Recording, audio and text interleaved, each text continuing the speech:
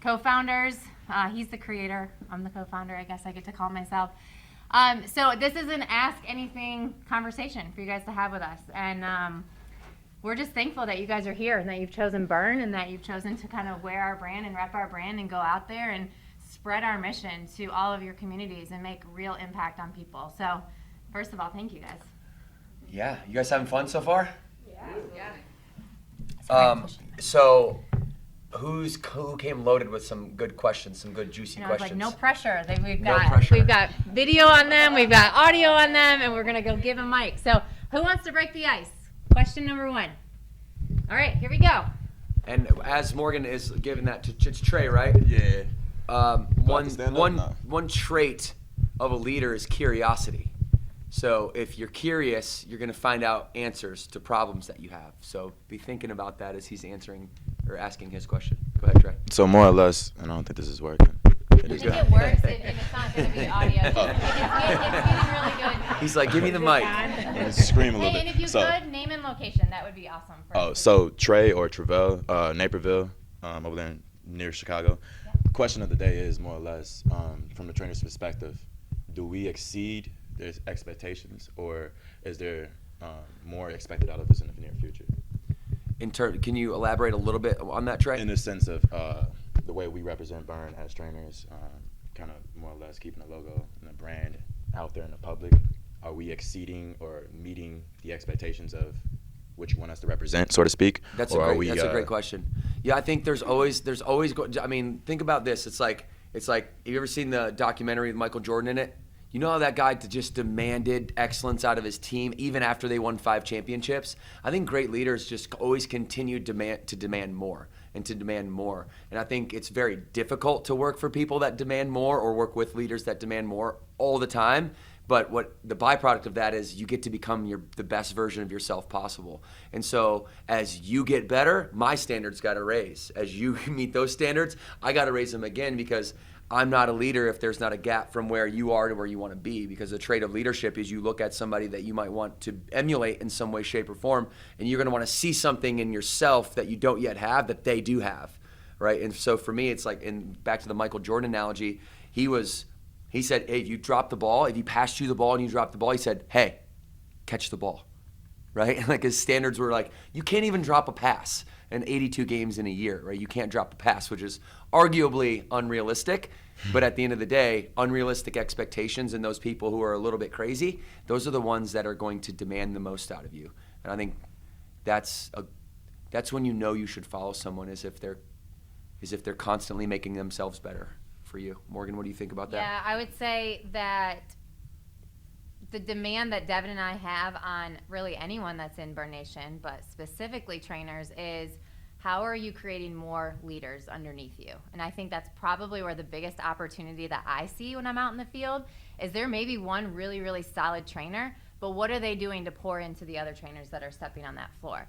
And that's where we have to all come together. And maybe you are solid in your gym, but you go to your neighboring gym and they're not up to par. What are you willing to do, right? How are you willing to pour into people to make them great, right? And so I think that's a great sign of a leader when you have leaders underneath you, right? Not that they are always down here and you're up here. You want to get everybody up to your level and up to the same standard that you have. So that's the expectation that we have, and will continue to have as you guys see this organization just grow. One thing to build on Morgan's point too, it's like leadership is a choice, not a title, and you don't need to be appointed a title or given something to be a leader.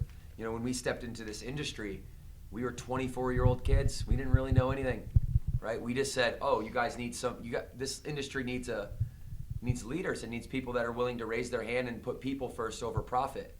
And we did that, but we didn't ask anyone's permission to do so. We just raised our hand and said, you need that? Okay, well, I guess we'll do it then. And it was a decision that you make. And as soon as you make that decision to be a leader, then you are one, right? And then you start to learn and manifest. So find a few people that, maybe not more than 2, that you really want to emulate. And emulate doesn't mean copy. Emulate means find the things in them that you see in yourself and borrow those things from other people, stand on their shoulders, and then mix that with your own creativity. And, at the end of the day, each one of us is at least a leader to ourselves, right? And you can't be a leader to other people, to your family, to your community, unless you're leading yourself. So with that being said, be careful who you take advice from, because if you're taking advice from leaders that aren't leading themselves, then you're going to end up in a bad place too. Thank you. That definitely answered my question. Okay, cool. Who's Hammond, next? let's go, Okay. baby. Pass the mic. All the way from Salt Lake City, Utah. All the way from Salt Lake City, Utah. American Fork, Hammond Hanks represent. Woo! So happy to be here. So as founders of Burn Boot Camp, I've always been curious. When you create something, there's obviously a demand for it, right? There's a big demand for people to come to Burn and feel that passion and that motivation that we get out of every single workout. But you two, being the founders, you of course had a passion for fitness and for helping people. What would you say came first, the passion that you both had individually, or the demand that you saw in your community, and when did they kind of marry together to be what it is today? Well, I think we might have different answers just because of the journey I was on. So, like, I was corporate life, full-time, plan A. I'm climbing the corporate ladder. I never saw my career being where it is today. So I saw the demand that was created in Lake Norman, and I saw the impact that Burn Boot Camp was having on people, and I wanted to be a bigger part of that. So that's what drew me and really shifted my passion.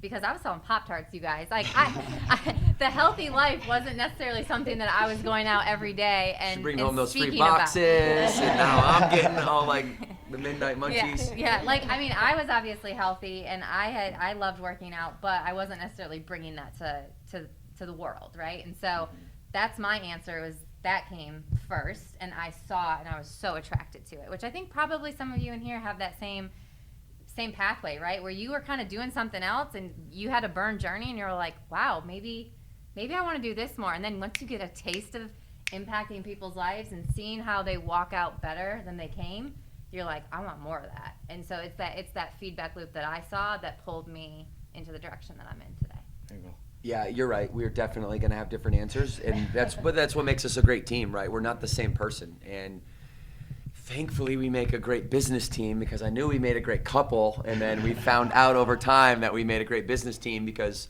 the way that Morgan operates and the way that I operate is different. I'm the type of person that can see like I can look at that blank piece of grass outside, that blank lot outside, and I can look up and see a skyscraper, like as a picture in my head, like immediately. And so that is, I think, a trait of a visionary, is to be able to see something that doesn't yet exist, and that's my role, is to try to see what doesn't yet exist. And then Morgan comes along and she'll draw the blueprint for it, right? And then our team will come along, look at that blueprint, and then they'll execute the blueprint.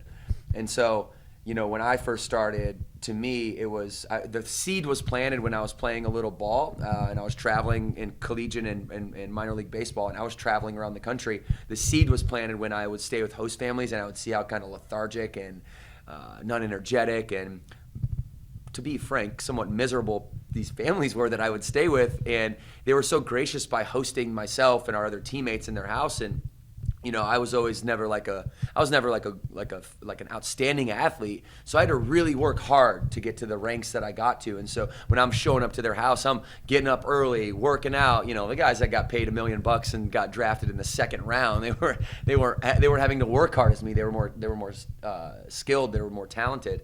And so as a byproduct of me being in the home and working on myself, right, wanting to eat good food, oatmeal and eggs, rather than rice checks and Fruity Pebbles, right, like with these host families we're trying to feed. Through that, I, looking back on it, it wasn't an aha in the moment type thing, but looking back on it, I was like, okay, yep, that's probably where the seed was planted to say that this is a problem, generally speaking, in America, based on the sample size that I had seen, which was much different from the household that I grew up in, which was much worse and which I thought might be normal. But normal American problems were lethargy and lack of energy. And you give people a little fitness, some confidence, and make them eat some eggs rather than some Fruity Pebbles for about 3 months straight, and they transition from maybe somewhat miserable to walking into the stadium toward the end of the season, holding hands and skipping and singing a song together, and it's just like this transformative experience that I got to see was probably the seed. And then we got to North Charlotte, and I had to take care of her. That was my mentality, because she had always taken care of me. She was paying my cell phone bill when I was 21 years old. She was paying my cell phone bill. I didn't have enough money to pay for it and to speak with her, and that was just the cherry on top to the 25 other things that she did that were fundamental for me in my life. So at the moment when I was able to control my own destiny, my purpose was to repay Morgan and I'll continue to repay her for life for the things that she did for me to get me to where I was at. So it became this vision that was empowered by a deep sense of motivation, which, by the way, last point, is the deep sense of motivation doesn't come when you're trying to do it for yourself. It only comes when you're trying to do it for other people. I told the franchise partners this morning to go Google the videos of these little old ladies that are picking up cars, like literal cars, because their grandchild is, it slipped out of park and they're trapped under it. And these little old ladies are deadlifting 2 tons. You could give them $50 million the next day and they couldn't move that car. Because there's a different type of energy, there's a different attitude. The adrenaline is way up here when you're doing it for other people that you love. So she was the person that I felt I needed to do it for, and I always feel that way. Like I never. Now you layer 3 kids on top of that. It's unstoppable, That's amazing. Thank you. Yeah, thank you for asking. Thanks. So to kind of go off that, what made you, when you found this and your motivation came and you wanted to change, how you saw people living, what made you want to focus solely on women instead of having it be women and men? Because, obviously at some point you brought the men in. I don't know if that was in the beginning right away, just a couple of camps, or was it just women for quite a while? Oh, yeah, definitely. Men could come for some PM camps and then Saturdays. Mm-hmm. So we've really just recently opened that up in the last probably 3 years, where they could start coming in the mornings, and then obviously now we offer it for every camp. Mm-hmm. I think it really goes back to the seed that was planted with Devan. So a part of that story that he didn't necessarily share was he trained the mom, a specific mom of his host family, and he saw a transformation in her, and he saw how the mom was really in control of the grocery buying, right? And kind of that happiness of the family was very much predicated on how the mom, what her mindset was like. So I think, again, not an aha moment in time, but when it came time, he was like, this is where we want to focus. Because if we want to make true change for the next generation, who are those community leaders? Who are the family leaders? And sorry, guys, but it's mostly women, right? And so I think that's where we felt was needed the most in the industry too, right? Of course, there was business involved in that decision. But what other gym at that point, 10 years ago, where you could go and get a badass workout, and really, we could kill men at that point. Yeah. Men would come to my camp and they'd just be, they couldn't keep up with the women, up in the right? bushes 10 minutes into camp. And I think if you go back 10 years ago, that didn't really exist, right? And it was mostly like the association with girls working out was like an easy workout or something. So we saw a need for it, on top of, I think, again, this seed that was planted, that if we truly want to change in the impact and greatness that we want to do it, we got to do it through building a community of strong women. And Thank you to for that. build on that and layer on the business concept, so we're entrepreneurs too, right? And you've all heard riches are in the niches. Yeah. Have you heard that? Okay. Well, it's true, right? If you think about the way any company starts, they're serving one person, and they're serving the entirety of all of those problems for those people, right? So so take this for an example. Who's driven by a gym in your community that was, hey, grand opening, here we're coming, and then outside on the glass panes on the wall was personal training, kickboxing, Pilates, yoga, Zumba, right? Where are those gyms today? Now leasing, right? Because they closed because they weren't serving anyone, right? You have to look at a human, what we're doing is we're solving problems. That's what business is, right? We're solving people's problems. And great businesses solve the problems that people didn't know they even needed. That's the next layer. That's when we went from moms, Charlotte's Fit Community Moms was our first tagline. until we just rolled out the all gender camps not too long ago, because we are now to the level which serving women is still the core of our brand. We're never going to negotiate with that for the points that Morgan said. But now we're to the point where we know our target members so well. We know their problems so well. We've solved for those problems so well. Now we're solving for problems that they don't even know they have. Like, how much better could your relationship be if you and your husband spent 2 days a week working out together, letting your children go in child watch? How much better could your life be? Well, they don't know, because they never had an opportunity to do that before. So, and we're going to continue now to identify problems that our members could face potentially in the future, and continue to build a fitness and nutrition ecosystem around that, right? And educate you guys and pour into you guys, people first, right? You guys are our people. You guys are, and Morgan and I are both trainers. And so, we come in and we sit down and want to talk with you guys because we see you in us, and hopefully you see the same. And so, we still love doing this. Like, I was just in Oregon. She was just on the mic literally in the same day. And we were like, I could literally feel us together, even though we were like on opposite sides of the world. It's like quantum entanglement. We were together still, and it was a magical moment because we're still doing, listen, y'all, we get to do what we love still. Like, are you kidding me? Get to go into adult jungle gym every day and mess around and, and make money and be fulfilled and show our children, how big the business is getting and things like that. So, let your dreams manifest, let them grow, because at one time when we moved to Charlotte, we knew nobody. We had very little, well, I had no money. She had just very little money. And we knew one person in Charlotte. I can't say we didn't know anybody. We knew one person. We definitely recruited. Yeah, and we definitely recruited him to be a trainer too. Yeah. But just 10 short years ago, we were in a position where I had no career. Morgan's climbing the ladder, and then you can probably overestimate what you're able to accomplish in a year, but you'll far underestimate what you can accomplish in an entire decade. Thank you. Yeah, we got it. That's right. I've got wanna one. go? If that's You got one? okay. Yeah, please You don't pass have it to right down keep- the line. Okay. So obviously you've come a long way from a parking lot, and you've trained what did you say, over 15,000 camps. At one point, what camps or what milestone, what moments stick in your mind throughout, looking back, and why? Ooh, that's a great question. Go ahead, Morgan. You want to go first? Or do you want me to? Yeah, I think for me, definitely in the beginning, it was like a parking lot workout that had 150 people on a Saturday, and it was just, the energy was high, and we were in a parking lot, and Devan and I were like, okay, we got something special here. So that, we've talked about that a lot, and so that's probably why it's coming to my mind, because it's 10 years, and that was kind of one of those pivotal moments for us.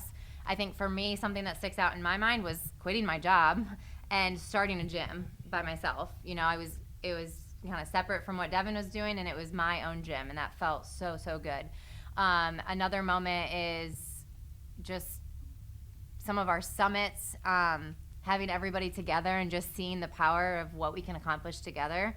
Those will always be special moments to me, but it's also the little things in between. It's the DMs that I get every day saying how much Burn Boot Camp has saved somebody, changed somebody's life, just completely, transformed who they are. I do not underestimate those small things, because they're so big in somebody else's lives. And I think we're all very privileged to even be exposed to that, right? There's people that go through their entire life never getting a message like that, never getting the opportunity to do something like that, whether it was near or far, right? They just don't even get that opportunity. And so I don't undervalue the little messages and the transformations that I see and I'm hearing about every day. But other than that, I would say those were the moments that stick out to me. One, I'll go straight up, my favorite workout ever. All right, my favorite workout ever was the one Morgan described. My second favorite workout ever was, you guys, have you seen the studio yet? Have you guys been over to see the studio yet? Are they going over there at all this week? They will, I think, for their photos and stuff. Okay, yeah, so you guys are going to go over to the studio. Well, that's Huntersville. That's their OG gym. This isn't the original flagship. The original flagship is Huntersville, and then Cornelius was hers, which is that way a ways. And then we combined them to create Norman in 2019. In 2019. No, 18. 18. Yeah. There was a day, and I remember this specifically because Ashley Beasley was in my camp, who was upstairs, and Chelsea Theodoropoulos was in my camp. and a few other notable people that I can remember. And all we did, you got to go, Morg? Yeah, I'm so sorry. Thank you. Thank you. Morg. I know. I don't want you to leave. I can't Can you stop. say some parting words? I can come back and speak at some point to you guys. I think just thank you guys. Like, thank you. Please continue to have an open line of communication with Devan and I. Like, you guys are out there battling, doing the battle every single day, right? And we see you. I just hope you guys know that we see you, and we're very thankful for you guys. And we're still building. Like, we have just gotten started in our minds. I know it's 10 years in, but continue to give us that feedback loop the same way we're encouraging you guys to get it, and we're going to give it to you if we're ever out in your location. But it's a two-way street, right? We want to build this thing with all of you. So continue to hold us accountable. We're going to continue to hold you guys accountable, hold each other accountable. I said it last night, but make sure you guys all have each other's phone number. You're following each other on social. You guys are building each other up, because I know it can feel a little bit lonely sometimes at 3:30 in the morning when you're driving to the gym. But stick together, right? And you guys are making such an impact. So I see you, and thank you very much. Thank you. Thanks, babe. Okay. And 3:30. Devin has to leave by 4. So. What time is it? Thanks, Oh, we're good. See what I got going on? guys. Oh, we're good. She meant 4:30. No, Yeah. you're gonna miss the call. No, it's 4:30. I'm looking at it right here. We were talking about a story. Okay, so outside of Huntersville, there's this place called Discovery Place, and it's 0.35 miles down the road. My entire camp we started out in front of the building, and I had 2 groups, and I started the first group. It was like maybe 20 people, and then I started the second group. It was 20 people. Well, I timed the people that led, and if the people I'm not suggesting do this now, but I timed the people that led. And it was Chelsea Theodoropoulos, who now owns 4 locations in St. Louis, and Ashley Beasley. And Lindsay Treadway was there too. She would hate me if I didn't say that. She owns in Virginia. We started camp.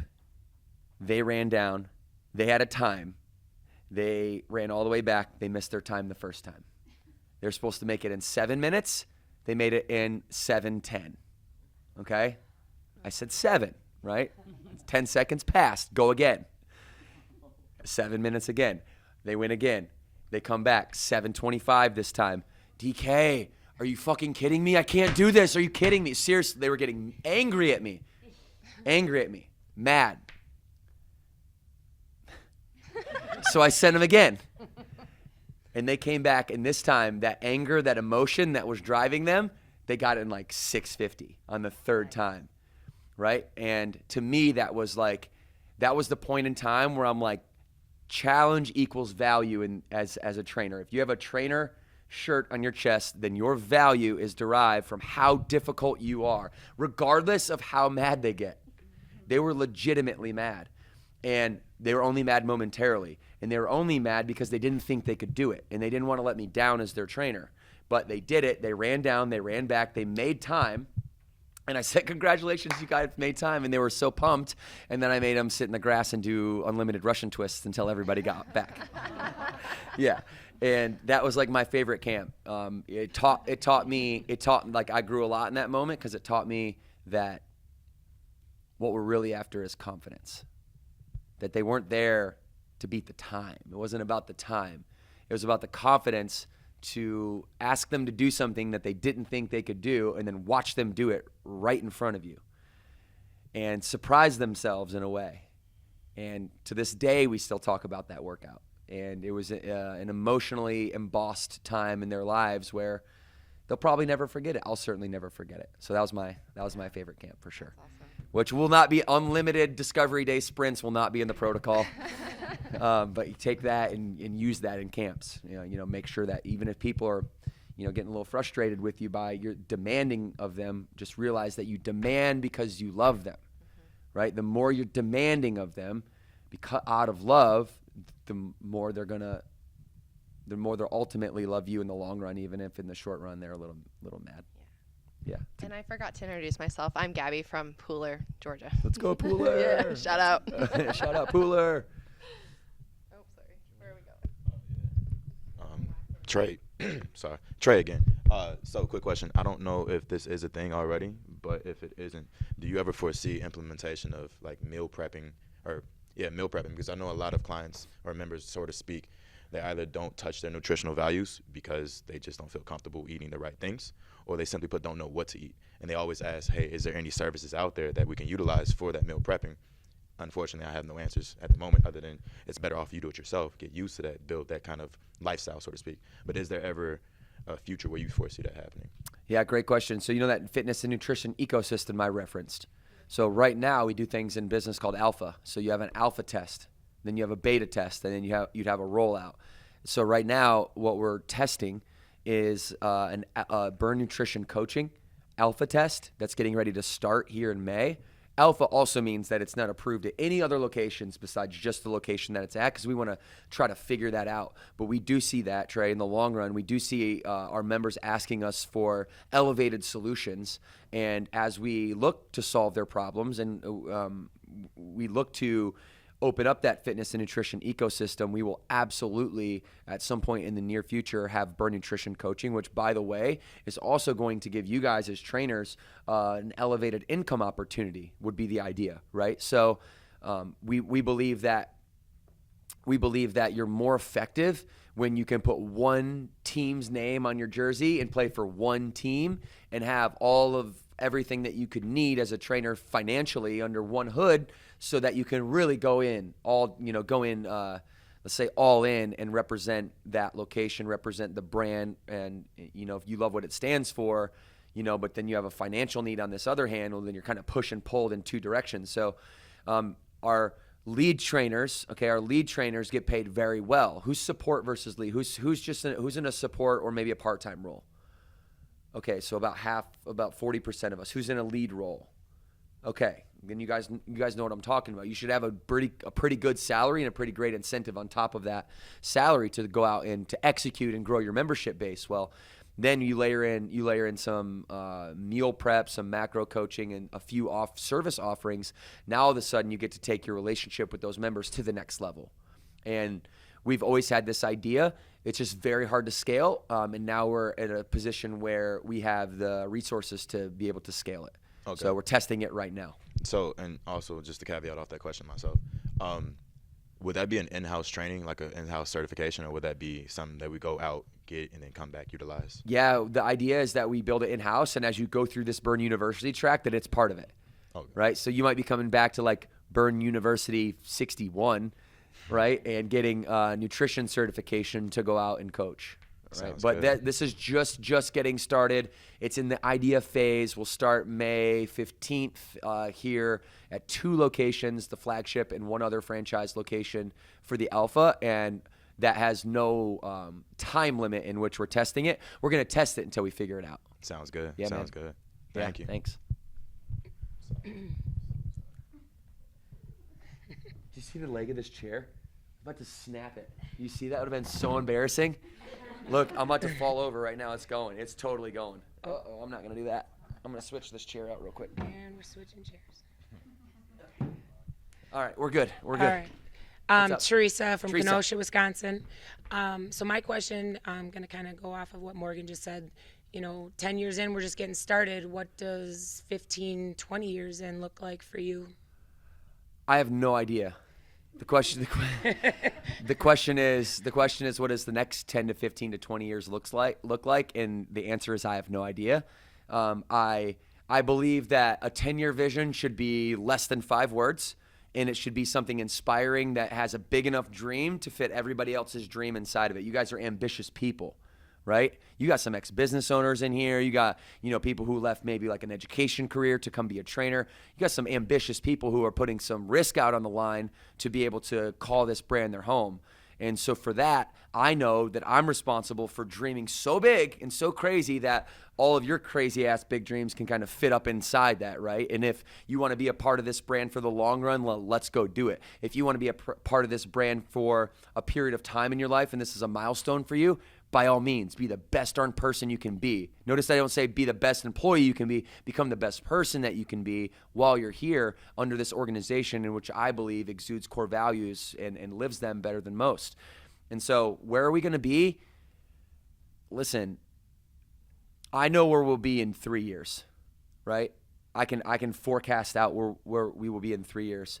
In 20 years, I hope that I own a Major League Baseball team here in Charlotte to bring the MLB here to Charlotte, or own the Giants, depending on which one. That's my own personal goal in 20 years. I want to have 10,000 locations in the globally, about 1,200 in the United States. And I think we have such a unique opportunity to serve even countries abroad, to serve from a community stance like never before, and to really, truly, organically bring a people over profit mentality. When y'all know in this industry, it's not that. It's a lot of things, and there's a lot of good things, but it's definitely not that. And I think we owe it to our society, we owe it to the world to bring something forward that is selfless, to bring something forward that regards other people's self-esteem higher than the profit potential.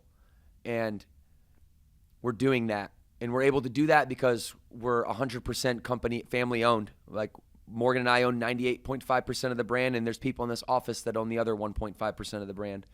And we're going to keep it that way. So in 20 years, I don't want to be diluted. I don't want to have to share decisions with anyone. I want to be able to make the decisions that best suit you. And by then, maybe some children that are burn trainers, as a few of you guys have like 5 or 6 locations in here. Maybe 7, maybe 10. Who wants to own one day? Anybody? Yeah? Maybe?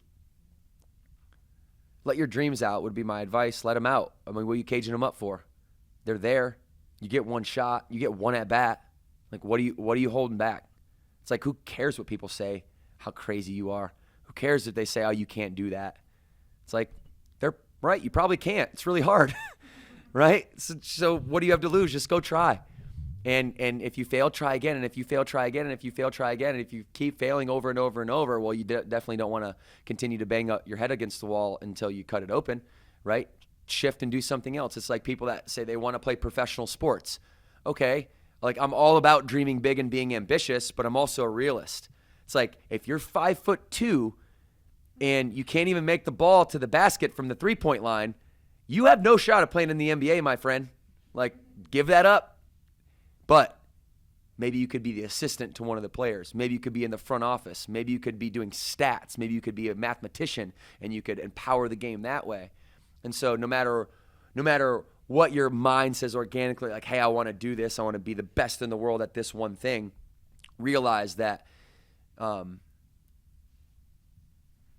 as long as you're doing what you love to do and you're pursuing a goal that's in alignment with what sets you on fire internally, then you can't go wrong. The only way you can go wrong is if you're waking up in the morning and you need an alarm clock. If you need an alarm clock to wake up, then you're not chasing your passion. You're not excited enough about it. I set one just in case, right? Because some days I'm like, am I passionate today? I don't fucking know. Maybe. I don't know. I'm a little passionate. I'm kind of tired, though. But, for real, like, it's funny, but there's very few days where I don't wake up before the alarm clock because those dreams are so exciting. And I'm thinking about it before I go to bed and can't wait to attack the day. It's a long way of saying I have no idea where we're going to be in 20 years.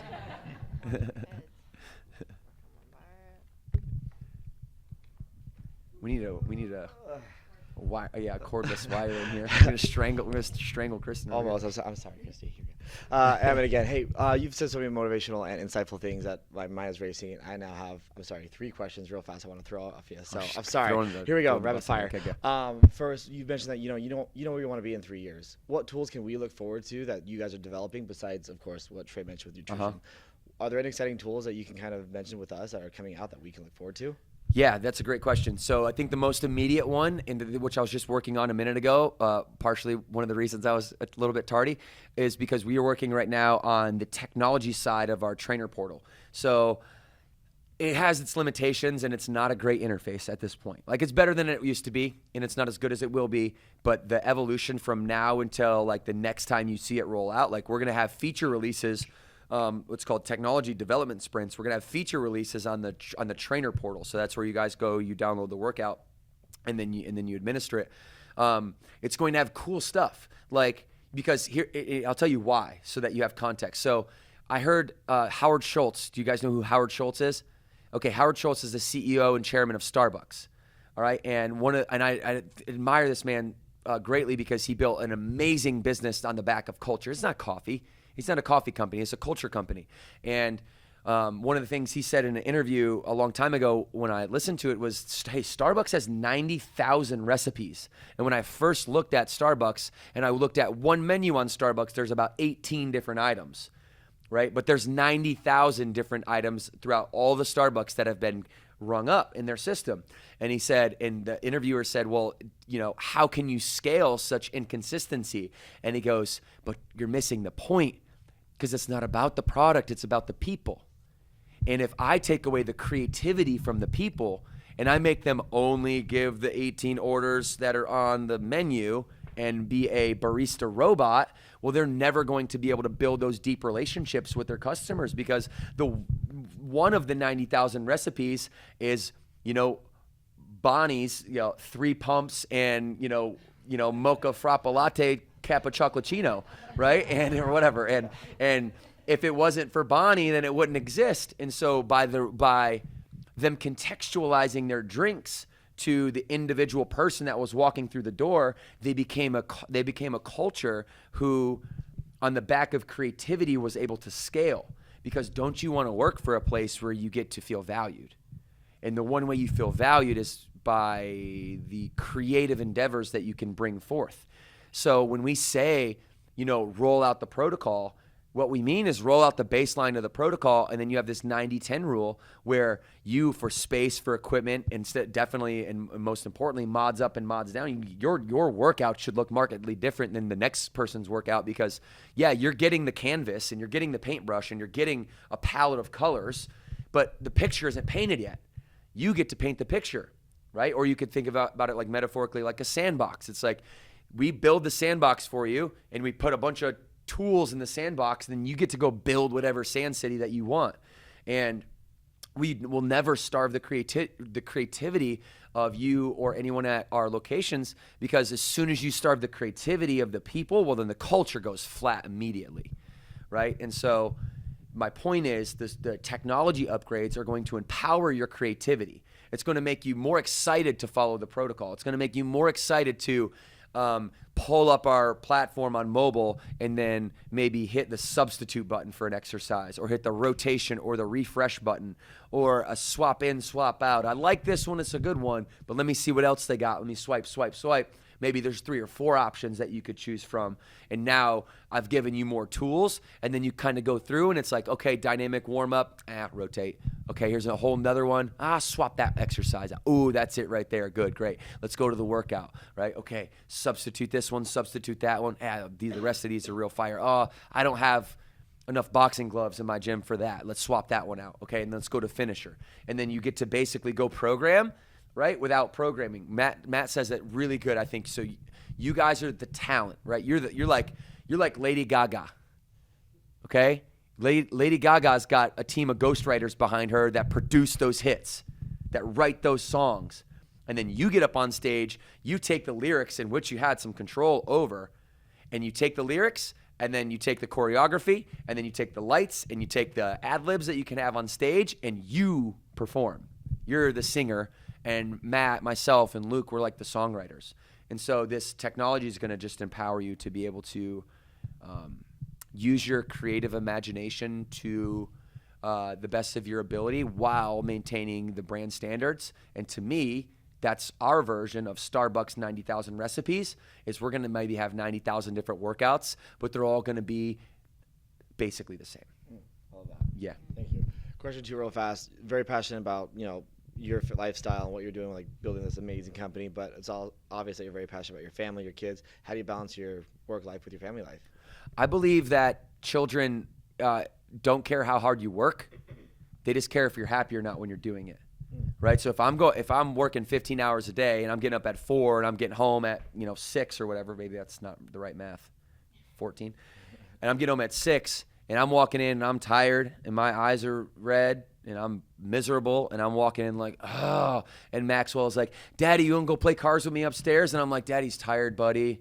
I just, hard work today, and I'm miserable in a sense. Well, then he's going to associate that hard work with misery. If I come in, which I make a point to do, and even when you're tired, right? I'll come in, pull in my driveway, and I've been going hard, and I've been having hard conversations all day, and I'm psychologically exhausted.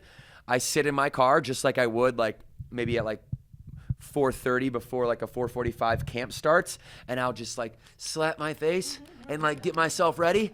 And my rule is this: when you go in your house, you pick your kids up, period. So I run in, and the first thing I do, I set my stuff down, and I say, Daddy's home, and they come run, and I don't care how big they are. I'm going to bear hug all three of them. I don't care how tired I am. I'm going to pick them up, and we're going to spin as fast as we can, like 5 times, and I'm going to make them laugh. Because that act of them seeing me get home after a hard day's work, knowing I'm tired, knowing I'm working, picking them up, showing that effort, spinning them around, making them laugh, that's going to let them know that Dad enjoys what he does, and Dad's excited to get home to see them. So I'm driven by that every day. And then, I think the other part of that question is you have to have something you're running to and something you're running from. Everybody says, hey, make sure you have a vision, make sure you have a mission, make sure you have a passion, right? Okay, get it. You should have something you're running toward, but it's more powerful to have something you're running from. When you're running from something, you're going to run a lot faster away from the pain that you experienced as a child than you're going to in something that you've never even experienced before. You feel me?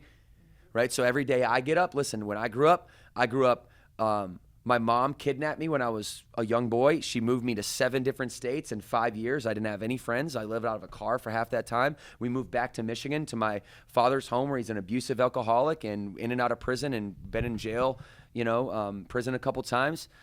We were on welfare. We're on food stamps. Like, I'm having to get myself up. I'm the man of the household, and I'm 12 years old, right? That's the life I'm running from. Like, I never want to go back there. And the even scarier thought is if I don't work my ass off, my kids are going to end up closer to that than they would if I did work hard. So what I'm running from drives me much, much more than what I'm running to. Like, owning a baseball team is a great goal, and like going to the moon, having 10,000 locations is a great goal. Taking care of Morgan and doing everything that I can to be the person who she doesn't need me to do that. That's my own. That's not out of her pity. That's out of my choice to empower my wife. So know what you're running from. It's a lot more powerful. Very powerful. Last one? Yep, last one is the shortest. So, I don't have short answers. No, but it's the shortest question for me. But your favorite protocol or exercise that you just every single time you hear it, you go, that might be hard, but I'm loving it. Athletic conditioning is my favorite one. Yeah, athletic conditioning. The first one that we ever did in the parking lot days was a plyo and agility workout with a core finisher, and we just did that one on April 19th, 2022. Yeah. Did you guys do that one? Yeah. Wasn't that fire? Yeah. She's like,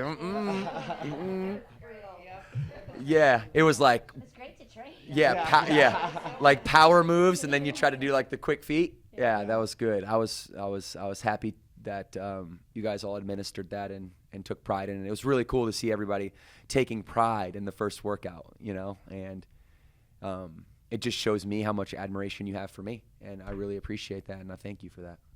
Yeah. Thank you. Yeah, for sure. After Matt's burpee madness too the other day. Yeah, that was insane. Yeah. That was crazy. We had so many new members that day. Let's do 2 more, 1 or 2 more. Go ahead, Rush. Thanks, Ammon. Those are great questions. And yet everyone got hit in the head. Someone's getting strangled before the day's over. Yeah, I'm Rush I'll be opening up St. George, Utah here hopefully in a couple months. And I have a question kind of regarding that. You've obviously opened many, many locations so far.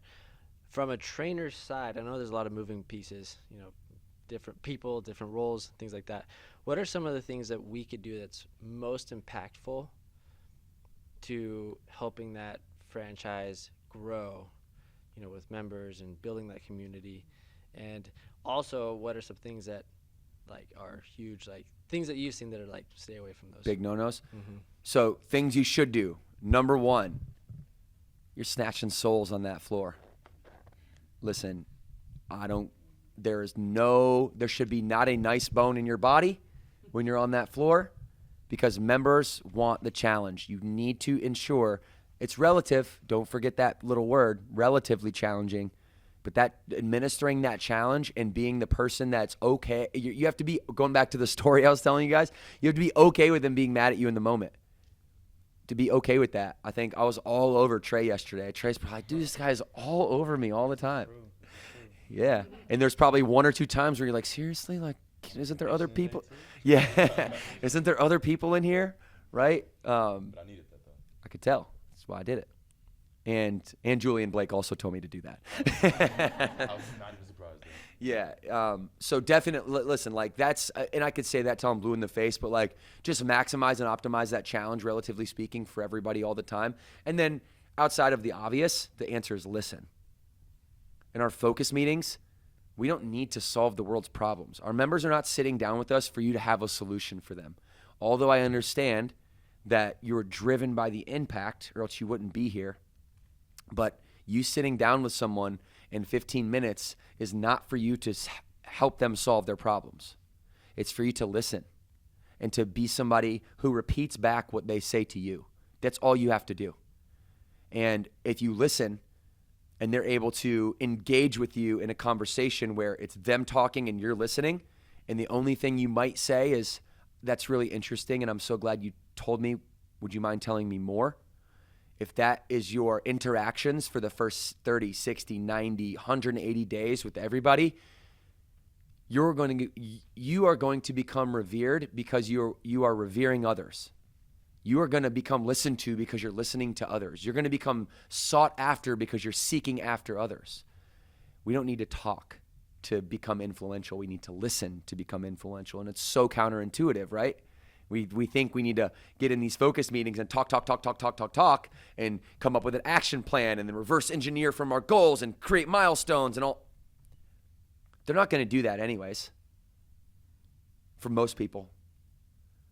What's going to help them is when you listen, and then at the end, you repeat back what they told you, and then you say, thank you for telling me. I can't wait to see you in our next focus meeting. And they're going to walk away being like, I really like Rush. And I have no idea why. And you didn't even say anything. Yeah. You didn't even say anything. So it would be kick their butt and then listen to the problems that they have in their life and don't try to solve them in 15 minutes. Pick up those hot buttons that you hear. You know, that thing that somebody's lip starts to quiver, their eye starts to water, they look down and away when they say something really hard. They admit something really hard in those moments. Boom, that's the hot button. And then you press that hot button in camps. Press it in camps. Oftentimes it's going back to our first question. Oftentimes it's connected back to something they love the most. And if they're doing it for themselves, they're going to fail. But when you can get them to realize that they're doing it for somebody else in their life that they love, now that's usually where the hot button is. The running to and running from, you know what drives that? What was my running to and running from? What was the centerpiece of that? What was I trying to accomplish by running away from this and running to that? More what? L word. Love. Love is the center and the driving gear to motivation. Got it? Mm-hmm. And then and then not to do, don't be boring. Like, step up into camp and realize that when you step on that floor, you are on a stage. It's a seminar. And have you ever been to a seminar where, or who's heard a speaker that was like, wah, wah, right? How did they come out? What was their energy like, right? What was their cadence? What was their command of the room like? If you're wah, then you're going to get people to come in one time and then never leave. You're going to say, we need to retain people. We need to retain people. No, that's not the answer. You need to stop being boring, right? So you step on that stage with an elevated, exaggerated version of yourself, put on that superwoman, that Superman cape, if you will. Who's an introvert? Who identifies as an introvert in this room? So even you guys, right, you might have to give yourself an alternate personality, which, by the way, you already have multiple, because you're different here, then you're different at home, then you're different with your mom, then you're different with your best friends, then you're different when you were in college, and you're different. So just give yourself another opportunity to have an alternate identity where you can put that cape on, and it's my extroverted, crazy version of myself. Because that will give you permission to then step on that stage, because the person with the cape on, you know, they have a set of characteristics that are X, Y, and Z, and you've defined that alternate personality. And You know, when you get all day Ashley Beasley on the floor and she looks at me like this from across the room, she said in the mic, "Hey, DK, that's not it." I know exactly what that means. That means, Devan, I believe in you more than you believe in yourself. I'm looking at you right now. I'm holding you accountable, and what you're doing is underachieving your potential. And if you don't fix it right now, I'm going to come run over there, and I'm going to sit on your back. I'm going to make you do it, and I'm going to embarrass you in front of all these people. That's the type of relationship that Ashley and I have, because she put on her elevated version of herself, and she told me who that was. She said, "Don't mess around in my camps. I don't care who you are." I said, "Yes, ma'am."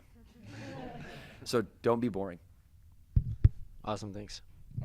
Not much of a question, just quick shout out. Brad and Shannon from Prospect KY or NY say hello, hi, and they love you. Oh, excellent. Awesome. Well, I love you guys back. Appreciate it. Anybody else? I got time for one more. Okay. We're going back. Hopefully it's pretty simple. Hi, I'm Christy Allgaier from St. Louis, Missouri. I just talked to your whole team this morning. Oh. We're doing a big St. Louis event coming I know. up soon. I'm super excited. I'm pumped. We're very We locked in the excited. dates this morning. Everybody's happy that you're coming. 6/19. Giggly. Chelsea like goes, "You're like the squealing. fitness Justin Bieber." I'm like, Oh. I'll take that all day long. The Biebs, that's a Goodness beautiful human gracious. being right there. I'll take that one all day long. The DK Beeps. I didn't see it, but hey, Oh, listen, I'll take maybe the it's the compliment. blonde hair.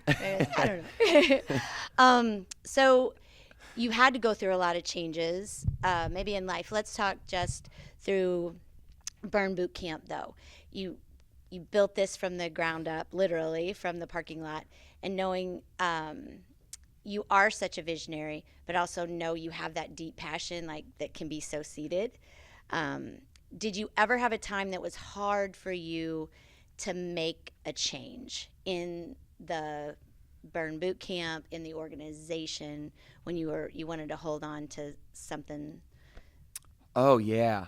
And what was that? So the question is, how difficult is it to, how difficult do you perceive it to create change? And I would say the hardest thing that a human being can accomplish is changing the rituals that they had yesterday, right? Because we're very ritual-driven, habitual creatures, and we get in this So the hardest thing to do is stop doing what you did yesterday.